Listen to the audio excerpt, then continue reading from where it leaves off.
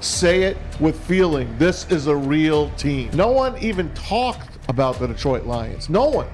Nobody. Draft day, when the Lions are picking, you know what the deal is. Commercial break. They go to a commercial break. Yeah. No one gives a damn. This football team, this leadership, this quarterback, this offense, they got just as good a shot as anybody to make the playoffs and, heaven forbid, win a division.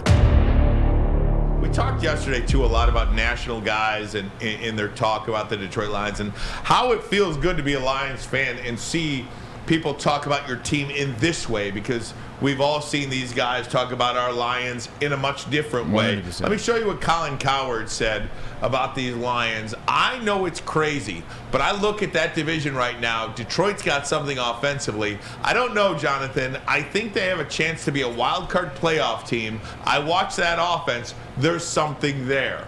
Vilma follows it up with saying, listen, this team, they can produce offensively, defensively, they're good enough. Aiden Hutchinson is a phenomenal rookie. Yes, they will be a contender for a playoff spot. Will they win the division? I don't know. Yet to be determined, but I do know their offense is good enough. Ben Johnson, the offensive coordinator, does a great job of calling the game. You know what else he said? What's that? Say it with feeling, Colin. That's the only thing you're missing. Say it with feeling. This is a real team.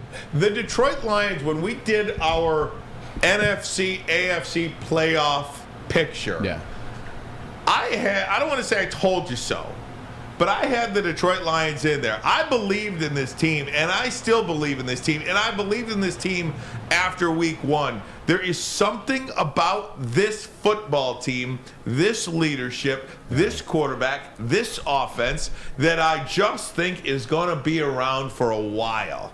And I'm talking week 11, week 12, week 13, week 14.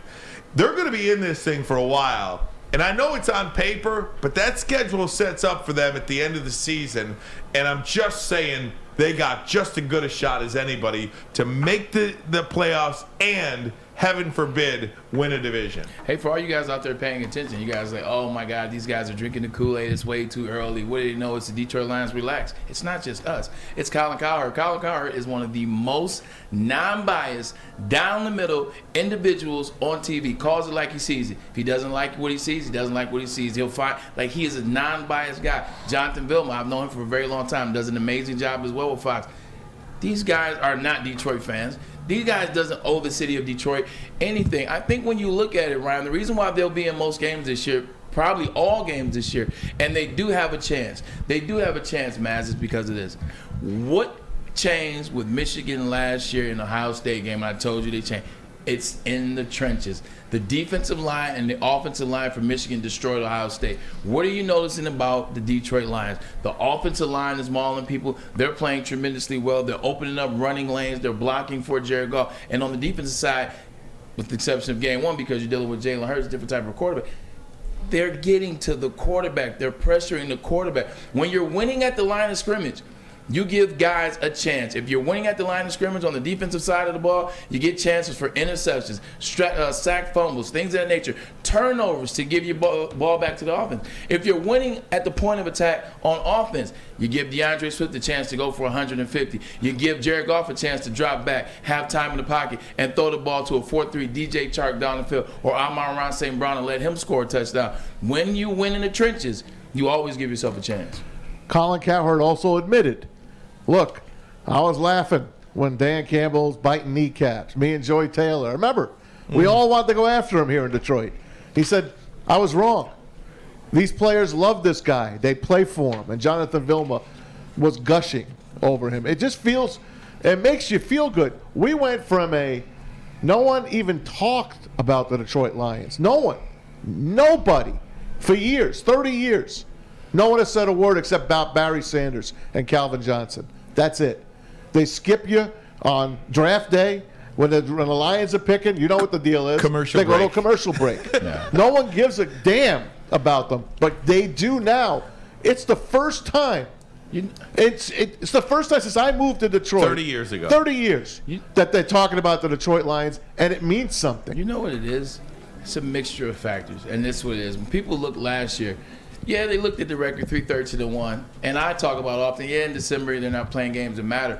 but they stayed the course in terms of they fought through the whole season. They didn't take plays off. They didn't say, hey, the season's over. They fought. They stayed together as a team. When you saw the win, when you saw the excitement, that wasn't excitement because they won. That's excitement because those guys have blood, sweat, and tears together. You see the off season, you start to get excited. They got the number 2 pick. What are they going to do? Then the draft comes. They draft Aiden Hutchinson. Then they go out and move up. This is what did it for people. The power move, not the same old Detroit Lions. They moved up 20 spots to draft Jamison Williams. They kept the same integrity that they had the team last year. They said, no, we got the guys. We like our guys from last year. We're going to build something through these young guys. And you keep following the story, and then you see Hard Knocks. These guys have done it together, and the country have seen it. They've seen these guys stick together. They've seen these guys get excited, and they've seen it now in week 2 and week 1. So guys around the country are like, you know what?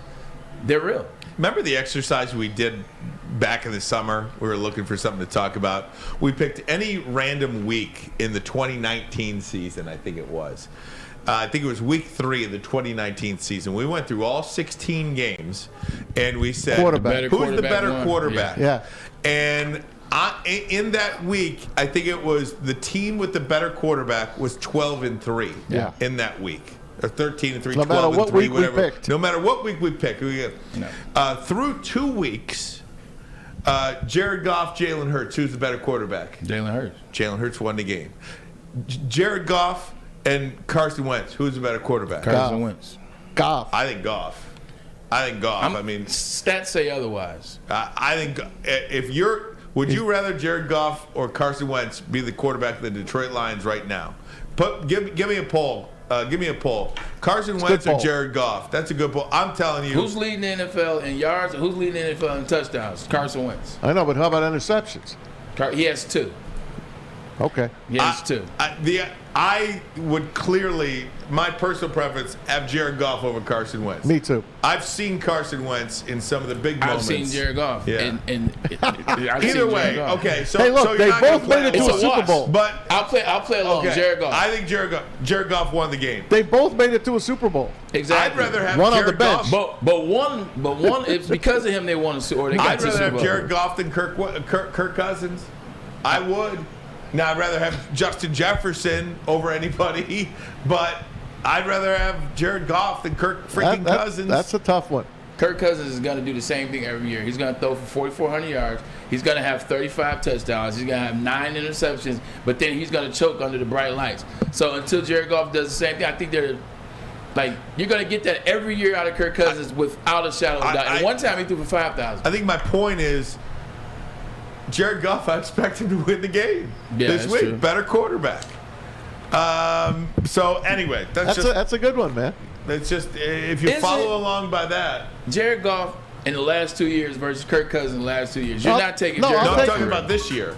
No, I'll take Cousins still. I would. Jared Goff has missed a ton of throws. If you want to go that way, I don't like placing ban with individual players. But if you want to play that game, how many throws did Jared Goff miss against the Phillies? How many throws did Jared Goff miss? I said it earlier. He's underthrowing guys. I call it a wash and throw both of them out the door. Fair enough.